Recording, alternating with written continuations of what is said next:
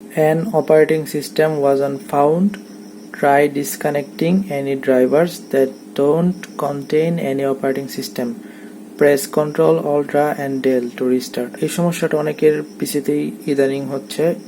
এটা মূলত হচ্ছে আপনার পিসি চলাকালীন অবস্থায় কারেন্ট বা ইলেকট্রিসিটি যখন আপ ডাউন করে তখন। তো এক্ষেত্রে আপনারা করবেন কি, আপনারা ctrl+alt এবং del এটা প্রেস করে আপনার পিসিটাকে রিস্টার্ট করাবেন। আমি রিস্টার্ট করছি।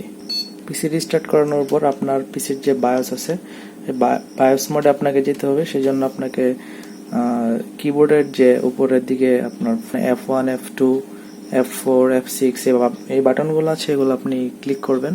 আপনার মাদারবোর্ডের বায়োস মোডের বাটন কোনটা সেটা আপনাকে একটু জেনে নিতে হবে। যেমন আমারটার হচ্ছে F2, আমি F2 ক্লিক করলে আপনার এটা রিস্টার্ট হওয়ার সময় বায়োস মোডটা চলে আসবে।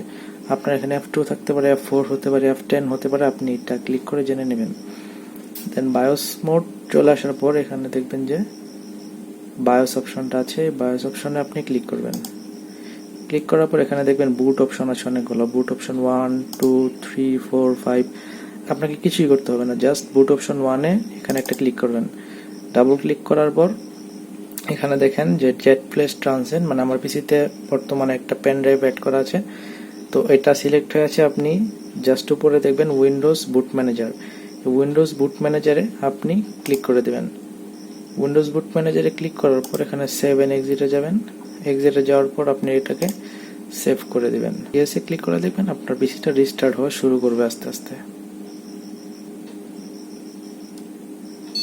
দেখেন, শুধুমাত্র এই কাজটি করার মাধ্যমে আপনার পিসির কিন্তু এই ব্ল্যাক স্ক্রিনের এই সমস্যাটা ঠিক হয়ে যাবে।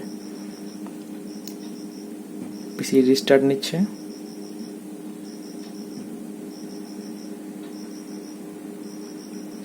দেখেন আমার পিসিটা কিন্তু রিস্টার্ট নিয়ে নিল।